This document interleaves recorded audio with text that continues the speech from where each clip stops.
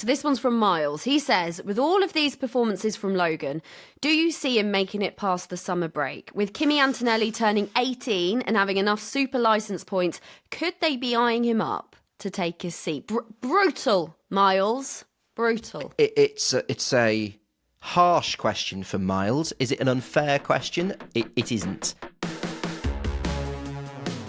Hello and welcome back to The Fast and the Curious with me, Betty Glover. And me, Christian Hugill, where we will be looking back at the Japanese Grand Prix, which has happened. And when it did happen, Betty, I rather enjoyed it. Yeah, what did you rate it out of 10, out of interest? Great question. Glad you asked it. I hadn't thought of that. I would say a 7. That's quite high. It's quite high. I saw one person who I follow on Twitter say, it was a dull race. No, it wasn't. There was loads of different strategy. There was lots of great overtaking. There was a crash, which you never, of course, want to see, but it added to the drama. Yeah, all right, we didn't this time get a battle for the win and the usual suspect won it, but that was a great Grand Prix. Oh, I went very high then, didn't I? That was a great Grand Prix. The thing is, I think... Unfortunately, everyone is just going to have to get over the fact that Max Verstappen and Red Bull are in a league of their own. And most races are just going to be with Max dominating it at the moment because that's just the way it is. So you've got to just help yourself, guys. You've got to help yourself and you've got to start looking at things below Max, okay? You've got to start enjoying those battles. It's funny that because objectively speaking... that was a better Grand Prix than the Australian Grand Prix. More happened, more different strategy, more overtaking. And let's be honest, Carlos always looked like winning in Australia. So we didn't really have a battle for the win then. All right, it was a different winner. But people do get sort of their perspective gets shifted, doesn't it, when Max doesn't win? I thoroughly enjoyed that race. I thought it was great. I actually got up in the morning and stayed up as well. So it was well worth spending Sunday being tired for. I thoroughly enjoyed it. Okay, so let's have a look at the podium then. Max came first, Checo came second. Is there anything that you want to say before we move on to Ferrari, Christian, which I think is probably a little bit more interesting? Oh yeah, Ferrari definitely more interesting. There's lots more interesting stories, but it's important to say that even though Sergio Perez had a great weekend, like he was on the front row, I think that was for the first time since Miami last year, unbelievably, qualified less than a tenth off Max. Max still does it when it matters. Like, it always looks like, whenever there's a problem, Max just finds a way past, all right, unless his car stops in Australia. But I thought the way Max looked a bit uncomfortable throughout practice, didn't look assured to be on pole, and then still wins by 12 seconds. It just shows his greatness as to how he managed to put it out the bag when it matters. I thought that was really impressive. And while we're doing Red Bull briefly, if Sergio carries on like this, he's got that seat in the bag. He's had a really good start to the season, and that was, again, such an overall strong weekend from Sergio Perez, who hasn't been able to... We shouldn't take for granted that he can get the most out of the Red Bull, because he didn't do that for a lot of last year. So I was really impressed by Checo, and of course, again, impressed by Max. It's interesting, isn't it, how Checo is sort of mentally managing to cope with it a little bit better this season in comparison to last season, don't you think? I just think he's in a better headspace. I think that was evident from the minute we saw him. I thought this when we interviewed him at the Red Bull launch, when he said, you know what, I think I need to concentrate on being more consistent rather than I need to concentrate on winning the World Championship. And he's been more consistent. He's had such a strong start to the season. I didn't expect it. I expected the narrative of last season of, oh, Checo's not getting it, doing it well enough to carry straight on. And he's just stopped it. And I think he deserves real credit for that. Do you think it's because we spoke to him pre-season and that just gave him that extra little fire in his belly? I don't think there's any doubt that that is the case. I think he had a nice time with us. I think that mentally reset him. He thought, what lovely podcasters they are. Of all the podcasts I've been on, they seem two of the nicest people I've ever met. They were well presented. They do a great podcast. Well presented. And I just think he thought that sort of reset him a little bit. And then I understand he's since then been very impressed with the podcast and has listened every week and particularly enjoyed the Bernie Collins episode. Yeah, and he's absolutely buzzing to come on and have a curry with us, isn't he? Because we spoke about curry with him. We did, yeah. We speak about curry with most of our guests, don't we? Yeah, I love food. Anyway. Oh, we're having a curry later. Oh, Delightful. Let's talk about Carlos Sainz then, who obviously led the Ferrari charge in third. I saw this stat about Carlos Sainz. He's finished on the podium in every race he's competed in this season so far, making him the only one with a 100% podium record. Yeah, I saw a different stat as well. Oh, well, you're going to outstat me? I'm going to outstat you. Oh, no. He's also the only driver to have finished on the podium this season after having been admitted to hospital. Oh, yes. And is he the only driver without an appendix? No. Oh, who doesn't have an appendix? You know this. You know this. Oh, Oscar. No, who? No, Oscar's not got teeth. We've discussed Oscar this. doesn't have teeth. Oh, Oscar doesn't have teeth. Have an appendix? Alex Albon. Remember, because there was the appendix comparisons, because that's how Nick De Vries got his fill in. You remember, yeah, you forgot your appendix statistics. But anyway, Carlos Sainz is absolutely loving life without his appendix, isn't he? He's in such good form at the moment, yet doesn't have a seat, Christian, next season. Yet he's flying. Why do you think he's doing so well? I don't know. I honestly don't know. I think it's very important for me as the resident F1 expert to say when I don't know something. I have no idea why Carlos's form is just... He was always really close to Charles, but this year he's beaten Charles in every race he's competed in.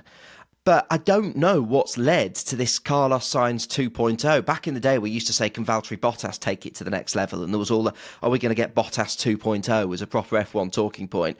Well, we've seen evidence of how a driver over a winter can just take a step up.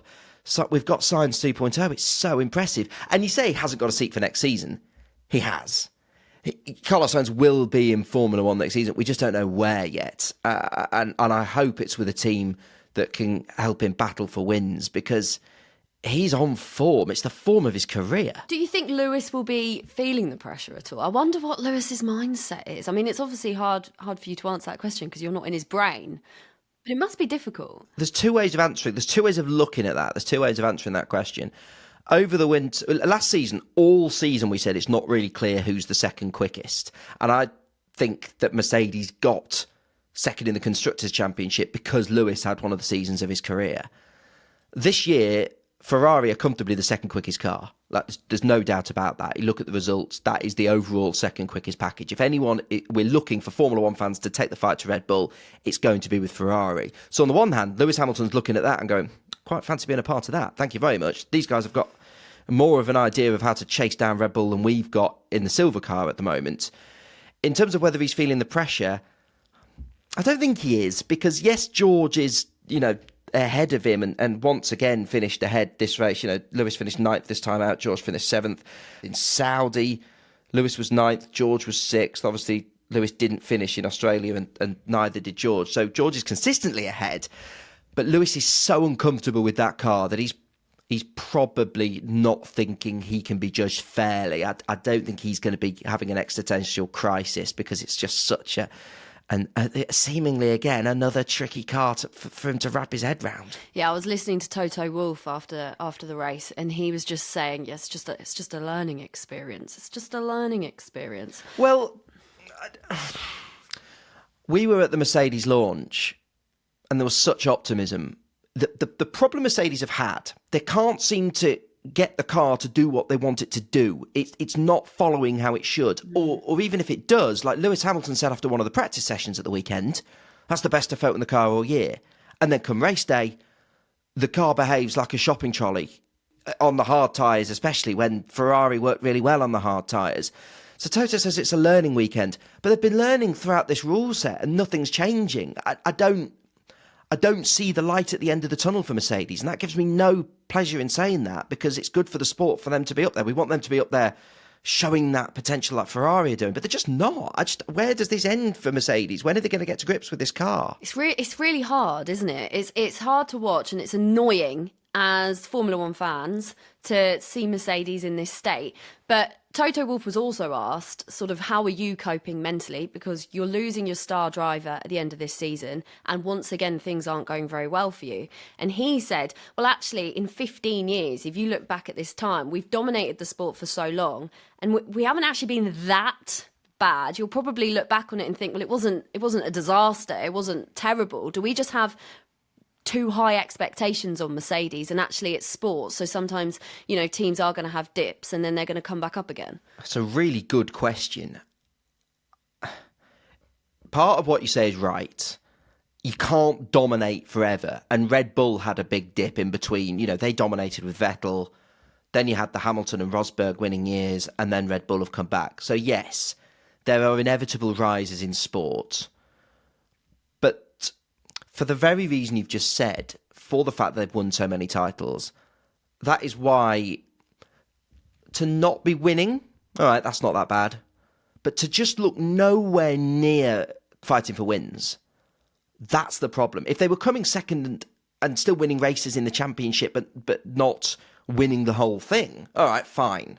I've got considerably less of an issue with that. And it's also the lack of progress. How often will regular listeners hear me bang on about you're looking for solid signs of progress, the likes of which we've seen from McLaren in the last 18 months, that we're seeing now from Ferrari?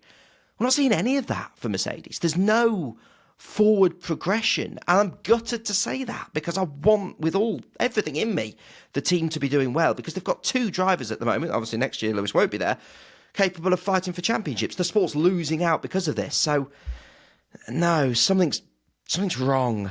And the fact that Toto was supposed to miss this race, but actually showed up. Ooh, good point. Shows you everything you need to know, I think. Well, let's talk about Ferrari then, because we sort of glossed over them a little bit. And the thing that really interested me, that really stood out to me, was how they sort of outfoxed McLaren with their tyre approach and their strategy. What did they do so well? Well, fundamentally, I think the car was quicker anyway. I think the fact that Leclerc and Sainz both had different strategies and they still beat McLaren shows you that I think the McLaren is on balance the third quickest car at the moment, but I think the Ferrari is a quicker package overall. But there was the crash at the start, which we'll get onto in a bit. Then there's a red flag, and you can change tyres under the red flag, which some of them did. After that red flag, you're effectively looking at a choice between a one-stop race or a two-stop race. So they both tried different things. I mean, Norris did medium, hard, like Sainz did medium, hard. Piastri did medium, hard.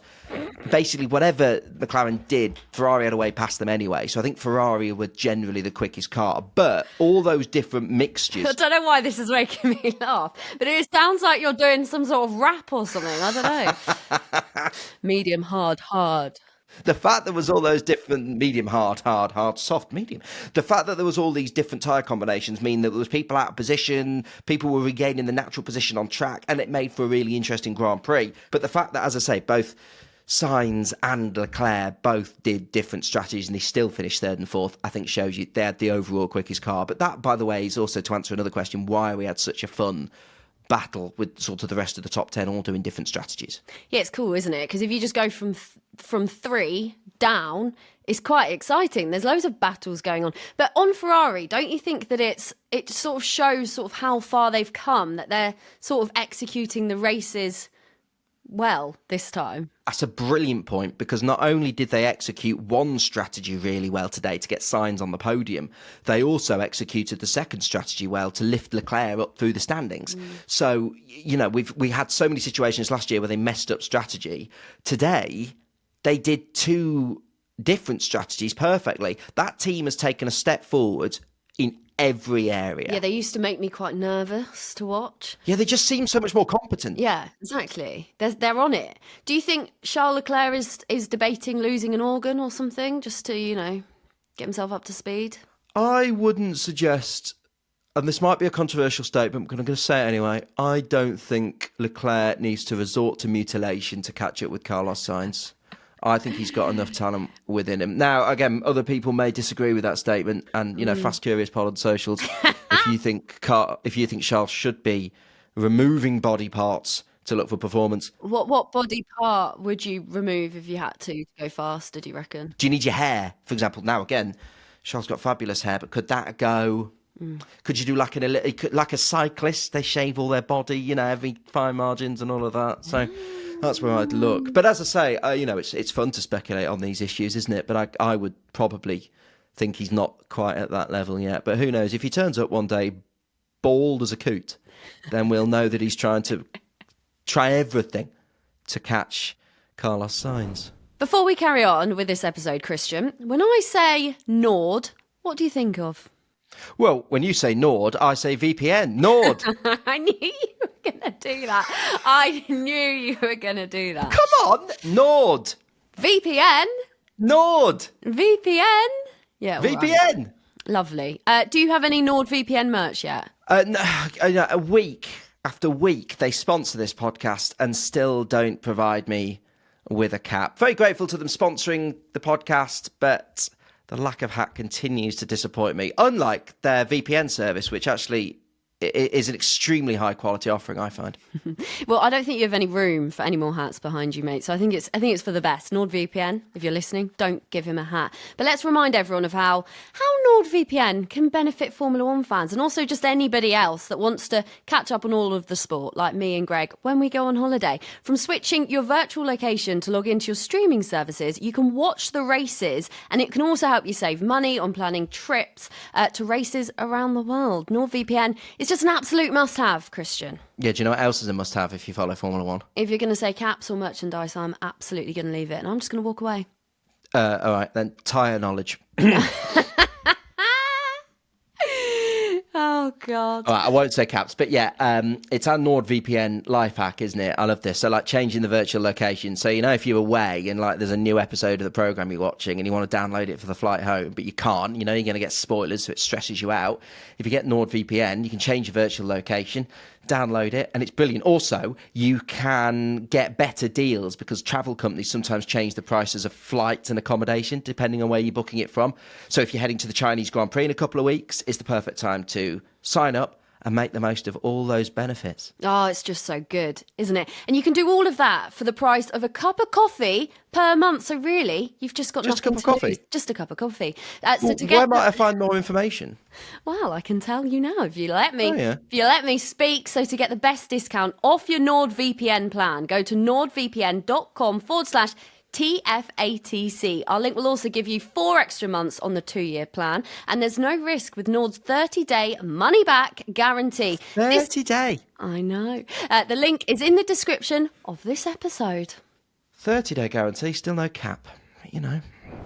Shall we talk about that crash then between Daniel Ricciardo and Alex Albon? Yeah, okay. What happened? It happened so early in the race.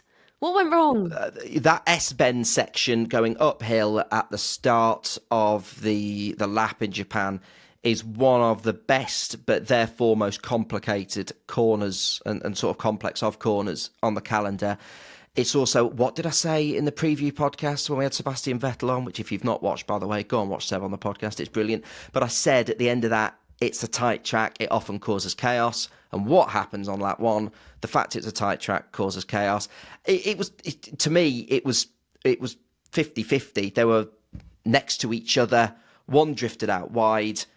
One hadn't got anywhere to go. There was an unfortunate touch. For me, it's complete racing incident, the sort of thing that happens at the start of a Japanese Grand Prix.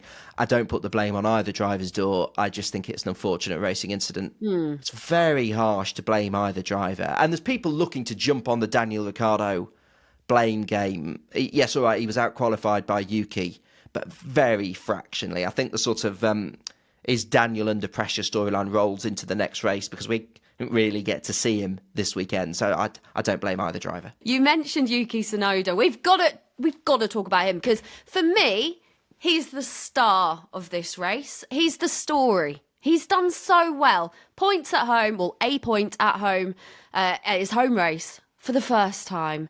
I'm just loving him this season. He was a proper star of this weekend, but it's not just been this weekend. Yuki, actually since pre-season testing, when I was at pre-season testing, there was talk of the paddock of, Yuki's going well. The RB looks strong. From minute 1 of turning up to this season, Yuki's looked on it. You know, we were going into this season thinking, can Daniel put pressure on Sergio for the Red Bull seat? And the opposite's been true. You know, Yuki's been putting pressure on Daniel for his seat, especially with Liam Lawson waiting in the wings.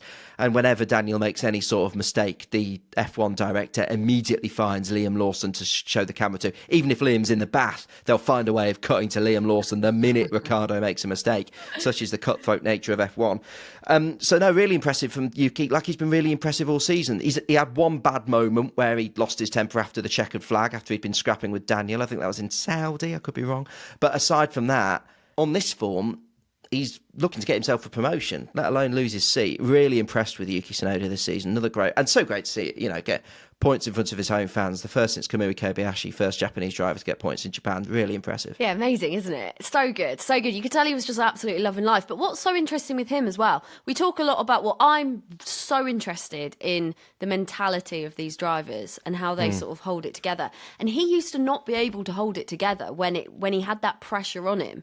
And that's what I think has changed, is he's actually mentally stronger. Like, he's not cracking under the pressure anymore. He's certainly more mature. And as I say, other than that one flashpoint in Saudi, he's certainly more mature in that sense. There's always been raw speed there, but it's a little bit like when we talk about Logan Sargeant. There's flashes of speed, but can you put it together over a weekend? There was a similar thing with Yuki, and he's just putting these complete weekends together where he comes in, looks quick in practice, gets it into Q3, does a good job in qualifying, then backs it up with a strong race.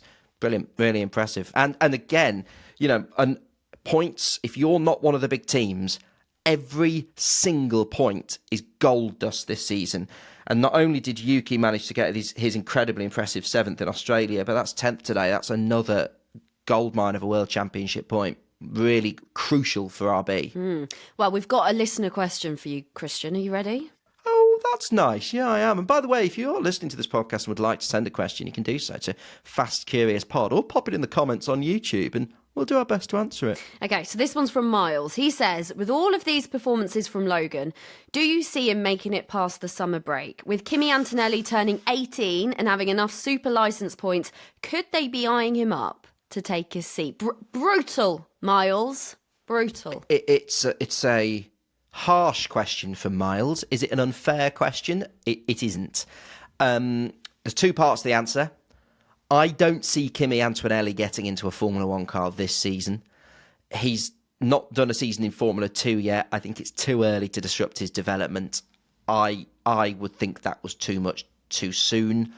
I've watched him in F2 this year. He looks promising, but I'd be leaving him in F2 this season to finish the year. So part two of the question is Logan under pressure? Yes. It's too long in his career now for us to be saying he does this well, but then it falls back. We've been waiting too long for that solid, consistent weekend, and I'm really worried about Logan because we like him on the podcast, because he's on a lot, because he's a friend of ours, because he's a great guy as a person, because he's popular within the team. Everybody at the Fast and the Curious wants Logan to do well, but it's a worry, and we've seen with the decision James Vowles made in Australia. And with how important points are this season, it would be a harsh thing to let Logan go. Would it be too harsh? No. So I don't think his seat's safe. In terms of who, the big question would be who that would be. Maybe that's for another podcast. But a change in the summer break or halfway through the season, it's not like that won't have crossed James Vowles' mind. It's just so hard. I really thought maybe this season could be the season that Logan starts piecing it all together. He's got a new PT. He was putting on loads of muscle. He's been running, but it just hasn't happened. And who knows? It still might. It still might. Alex is out the race, and you think this is your chance, Logan. Go and lead the team. And he ends up in the gravel. And it's tricky because it's such a hard circuit. We saw mistakes all weekend, but come on, this is F1. It's starting to look increasingly unlikely that it is at some point going to come together for Logan Sargeant. Okay, well, thank you for a lovely debrief, Christian. I very much enjoyed this. We're going to be back on Friday with a catch-up with one of our regulars, one of our favourite drivers, although we do say this about all of our regulars, Oscar Piastri. He's going to be on the podcast. Can't wait to speak to him. I'm really interested to chat to Oscar about how he's finding season 2 because of, his talent still so clearly there. And McLaren have had a really good start to the season, I think, because a few people said, they might struggle a bit. There was some noises that they weren't as competitive as they might be, but actually, I think probably on balance, the third quickest car. certainly in a better place than Mercedes, I think. So yeah, looking forward to getting Oscar on the podcast, which not only will you be able to listen to, but you'll be able to watch on YouTube as well. So search for The Fast and the Curious on YouTube if you've not found us on there yet. And it was his birthday this weekend, so we can wish him a big happy birthday, find out if he had fun. He's had his own Grand Prix as well, so we'll plenty to catch up with Oscar Piastri. And Greg will be with us, so I'm sure that the two will talk about cricket for a little bit. As me and you can nip off and make a tea at that point. Yeah, we'll just leave them to it. Can't be asked to listen to that. Anyway, thank you so much. Thank you so much for listening. We are at Fast Curious Pod. Send us in your questions and we will be back next week. Bye.